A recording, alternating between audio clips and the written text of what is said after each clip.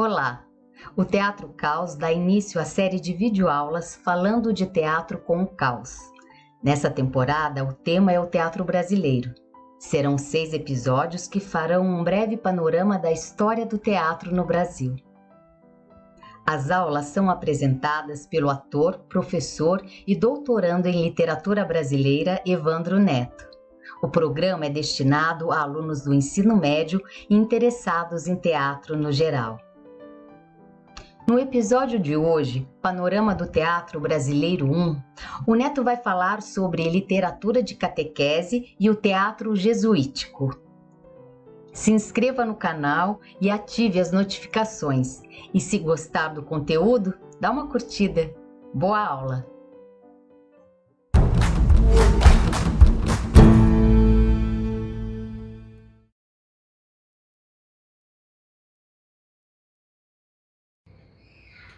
Oi pessoal, tudo bem? Hoje nós damos início ao programa Falando de Teatro com Caos.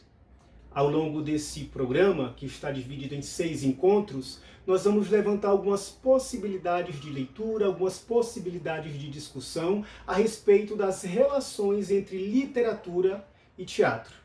E essa discussão ela é pensada de maneira cronológica, ou seja, vamos começar lá no comecinho da colonização, com o teatro de catequese, com a literatura de catequese, depois vamos dar um salto para o romantismo, vamos falar um pouco sobre o teatro de costumes, depois vamos avançar para o modernismo, vamos tratar da Semana de Arte Moderna, alguns grupos teatrais da década de 50, até chegar à cena contemporânea, a cena do teatro contemporâneo, alguns grupos que hoje trabalham e que fazem também que têm também essa perspectiva de relação entre literatura e teatro. E para começo de conversa, já para entrar de fato no assunto, o tema da aula de hoje, o tema do encontro de hoje, é a literatura e o teatro de catequese.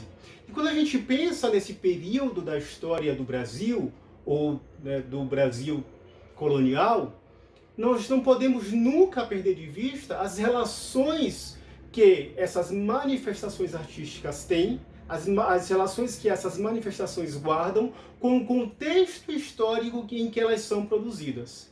E quando nós pensamos no teatro de catequese, qual era o contexto histórico? O contexto das grandes navegações. O contexto em que as nações europeias, elas dão início à chamada Idade Moderna. Só que aqui cabe um parêntese muito bem colocado, que é o seguinte: essa perspectiva é uma perspectiva ocidental. Naturalmente, como é de conhecimento de todos, havia as nações orientais, China, Índia, que já eram civilizações muitíssimo desenvolvidas e que não entram nesse recorte histórico por questões didáticas.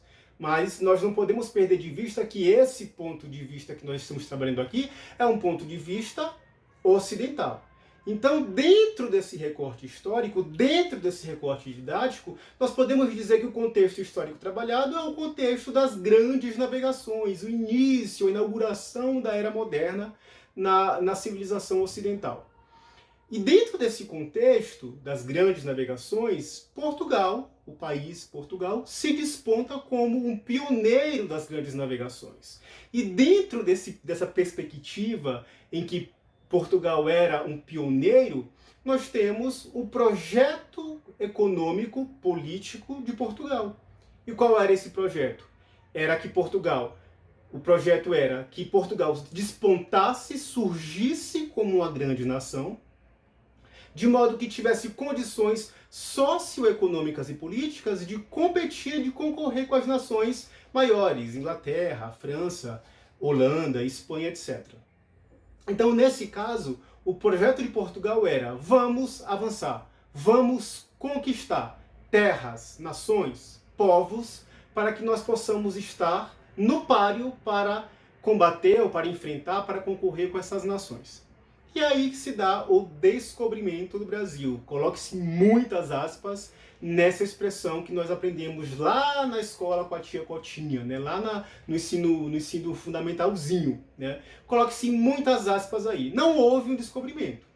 houve uma usurpação, houve um roubo, um assalto das nações indígenas. Só que esse não é o tema da discussão de hoje, então não vamos problematizar muito. Mas é importante a gente colocar esse pontinho aqui para deixar claro que não houve descobrimento. Mas dentro desse projeto ideológico, desse projeto econômico, desse projeto político, Portugal trouxe também consigo um projeto religioso, né? Religioso barra ideológico, que era a promoção da religião católica, a divulgação, a propagação da religião católica para os povos recém-descobertos. E de que maneira que isso se deu? Por meio de uma literatura de catequese. Só que aqui é interessante a gente pensar o seguinte: essa literatura que surgiu aqui no Brasil colônia, né? Não era Brasil ainda, era o Brasil colônia, o Brasil colonial. Essa literatura não foi uma literatura genuinamente brasileira. Então, para fazermos um recorte didático para melhor compreensão, podemos dividir essas manifestações artísticas em literatura de informação e literatura de catequese. São dois pontos importantes: literatura de informação e literatura de catequese.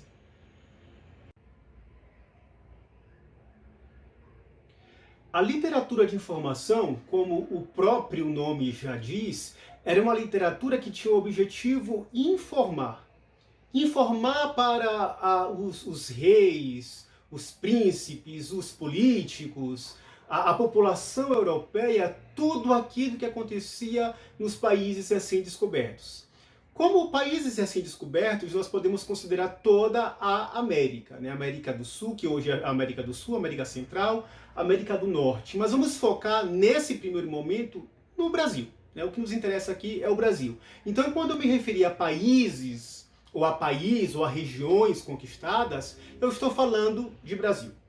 Então, a literatura de informação, ela consistia em trazer informações do Brasil para o povo da Europa. E essa literatura ela era produzida por quem? Quem eram os agentes do discurso?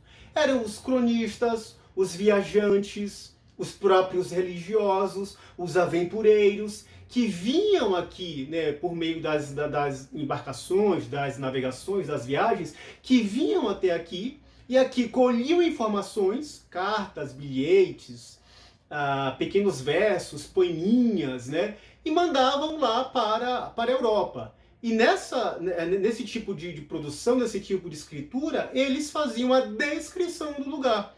Descrição física, geográfica, a respeito da população, a respeito dos índios, né, informando tudo aquilo que era muito diferente. Né? A região do Brasil, né, o país, que não era país ainda, mas essa região era uma novidade muito grande para a Europa. O clima era diferente, a vegetação era diferente, a geografia era diferente, as pessoas, né, os índios, os primeiros habitantes, eles eram profundamente diferentes daquilo que era conhecido na Europa. Então tudo isso era muito novidade para os europeus. E por essa razão, houve uma grande propagação, uma grande divulgação dessa literatura de informação.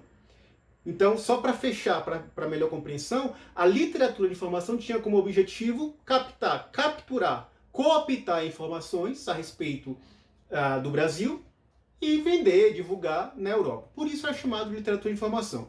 E um último adendo a respeito disso que é muito importante é que um dos grandes exemplos, né, dessa literatura de informação é a famosíssima Carta de Pero Vaz de Caminha, que é considerada a certidão de batismo do Brasil, né? A carta que o Pero Vaz de Caminha escreveu para o rei de Portugal para falar sobre a terra recém-descoberta, né? É um dos exemplos mais famosos, mais conhecidos dessa literatura de informação. Por outro lado, a literatura de catequese, por sua vez, tinha uma outra perspectiva, tinha uma outra pegada. E que pegada, que perspectiva é essa? Como o próprio nome já diz também, tinha uma função de catequizar. Aí tinha uma função, uma obrigação ideológica muitíssimo fundamentada, muitíssimo pontuada e acertada, que era catequizar esses índios. Né? era trazer a palavra de Deus para essa população que não conhecia ainda a palavra do Senhor. Então, a literatura de catequese tem como, né, como principal objetivo, como principal função, uma obra missionária. E dentro dessa perspectiva missionária, os jesuítas eram aqueles que se destacavam mais. E quem eram os jesuítas? Eram padres que vinham de Portugal, vinham de Espanha, para o Brasil com essa missão, né? O objetivo deles era esse, era levar a palavra de Deus para os índios. Só que, para além dessa perspectiva de catequização, né, que está aqui imbuído nessa situação, uma violência cultural muito grande, embora não seja esse o tema da discussão, mas é importante a gente falar sobre isso também, há aqui uma violência cultural muito grande. Na medida em que eles consideravam os indígenas como seres subdesenvolvidos, como seres inferiores também culturalmente, e na medida que, né, como resposta a isso, eles obrigavam, outorgavam a essa população a sua religião, aí está, né, escondido, ou então deliberado de forma bem clara, a violência cultural. Mas a questão aqui não é essa. É interessante a gente pensar, quando nós falamos sobre os jesuítas, que eles também promoveram a educação no país. Né, esse país recém-descoberto. Eles promoveram a educação aqui. Então, quando se fala em jesuíta no período da colonização, tem-se de cara uma relação com a escola, com a fundação de colégio. Né? Se você pensar no Colégio de São Paulo, lá no pátio, né, de São Paulo, aqui no pátio do colégio, aqui no centro de São Paulo, né, que a partir do pátio do colégio a cidade de São Paulo foi crescendo, foi se desenvolvendo, é porque tinha de fato essa relação entre escola e o ensino dos jesuítas, escola e o ensino de catequese.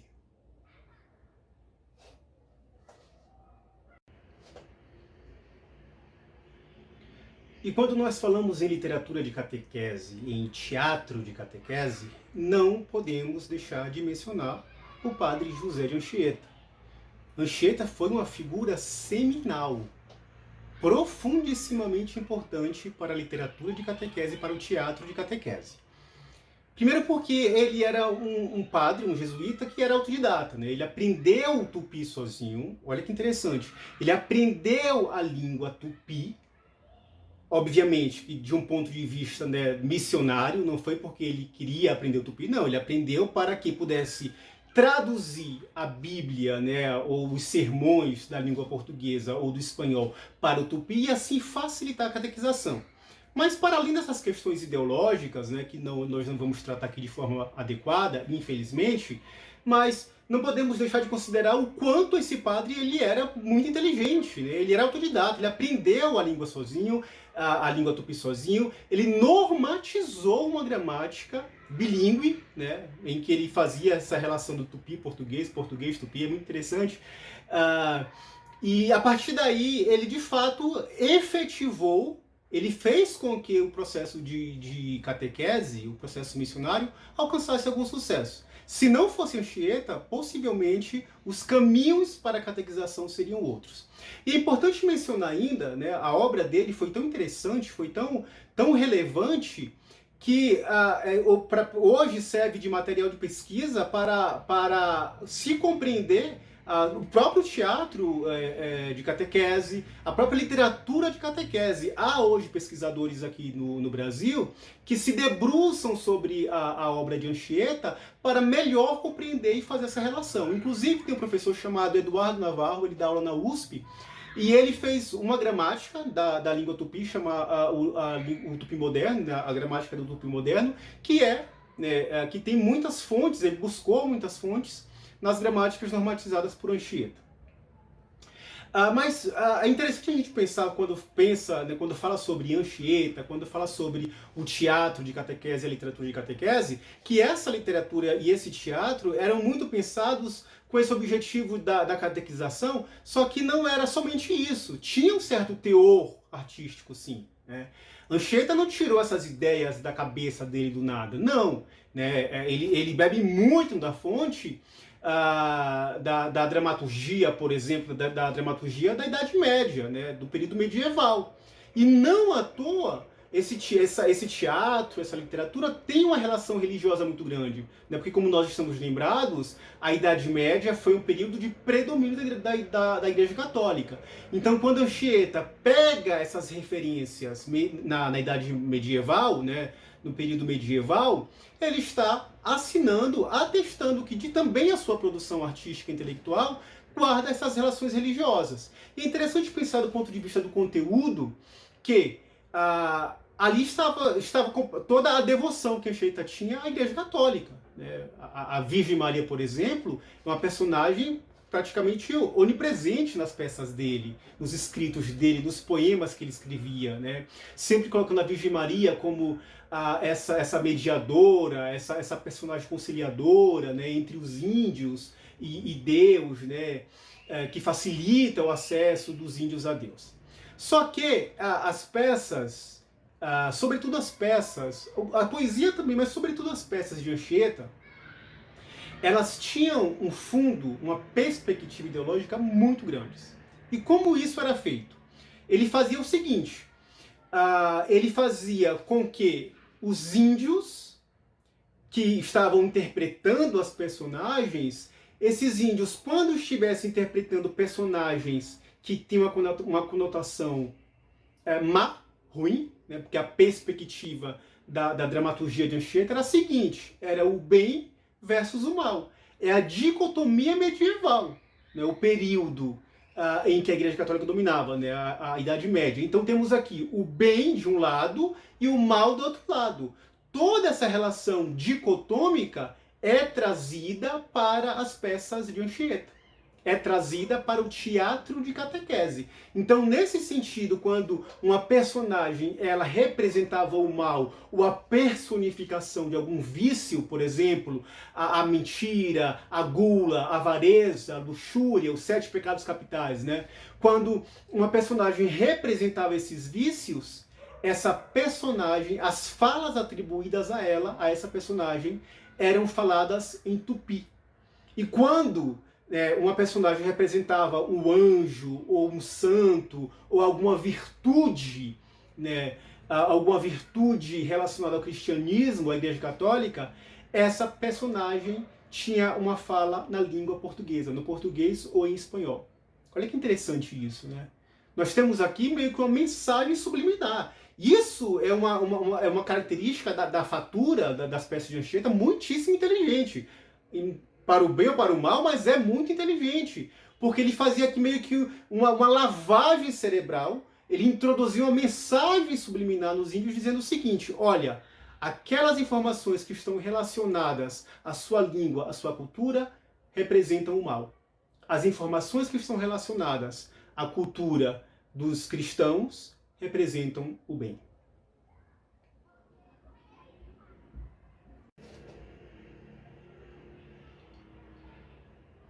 Eu não quero entrar aqui no mérito da discussão, né, de quanto há de violência nesse tipo de postura de comportamento. Embora, sim, há muita violência, né, nesse tipo de postura e de comportamento.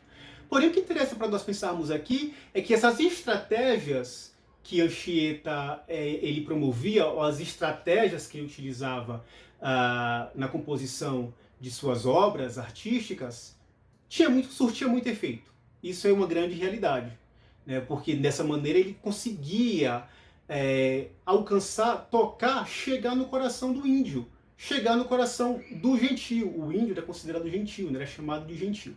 Só para materializar um pouco mais essa discussão que nós estamos estabelecendo aqui, eu trouxe um trechinho de uma peça chamada Na Festa de São Lourenço. É uma peça muito interessante, uma das mais conhecidas de Anchieta, porque é considerada uma das mais completas, e que ela traz muito essa imagem. Eu vou ler um trechinho e depois nós fazemos uma breve discussão só para fixar, para que vocês percebam melhor como essas questões são tratadas na peça de Anchieta. Em um dado momento da peça, uma das personagens, que é representada pelo índio Guaixará, esse índio, ele, de fato, né, de acordo com fatos históricos, ele ajudou os franceses, ele estava lutando ao lado dos franceses em invasões da terra do Brasil contra os portugueses. E olha que interessante, Anchieta pega o nome desse índio e coloca como se fosse um demônio. E olha só o que esse índio fala. De enfurecer-se, andar matando, comer um ao outro, penender tapuias, amancebar-se, ser desonesto, espião, adúltero, não quero que o gentio deixe. Olha que interessante isso aqui. Anchieta, ele não pega o santo, uma personagem, né, personificando um santo e dizendo, olha, índio, você tem que fazer isso ou aquilo. Não. Ele pega um índio que já tinha fama de ser mau, de ser alguém mau, e isso é interessante, né? Vamos lembrar que na dicotomia bem versus mal, e coloca na boca dessa personagem orientações, dizendo o seguinte, não quero que você deixe de beber, de fumar, de andar de forma emancebada, não quero que você deixe de praticar coisas más. Eu, o índio mau, né, que represento um demônio, estou falando isso. Essa perspectiva de Anchieta é muito inteligente também, porque da mesma maneira, né, que nessa situação ele incutia na cabeça do índio que atividades, práticas que diziam respeito à cultura dele estavam associadas ao mal, por um lado, por outro, ele estava enfatizando que era preciso haver uma mudança de comportamento, que era preciso haver uma mudança de padrão de vida. Porque aqui a questão da moral e do comportamento são dois aspectos muito importantes que devem ser levados em consideração nas peças e na literatura de catequese. Bom, sobre Anchieta, sobre o teatro de catequese, era isso que nós tínhamos para falar. A proposta era levantar essas discussões e, a partir delas, despertar algum tipo de curiosidade em vocês para que vocês vão, né, buscar de alguma maneira informações a esse respeito. Eu espero que vocês tenham gostado. Nas próximas discussões vamos fazer outros tipos de análise, outros tipos de abordagem. No próximo encontro falaremos sobre o romantismo, o teatro romântico, e a partir daí vamos pensar um pouco sobre a literatura de formação, a literatura nacional, porque, como nós sabemos, a literatura genuinamente nacional só chega ao Brasil na década de 1850, né, com a introdução do romantismo. Então, esse vai ser o tema do encontro que vem. Espero que vocês tenham gostado e vejo vocês no nosso próximo encontro. Beijos e abraços.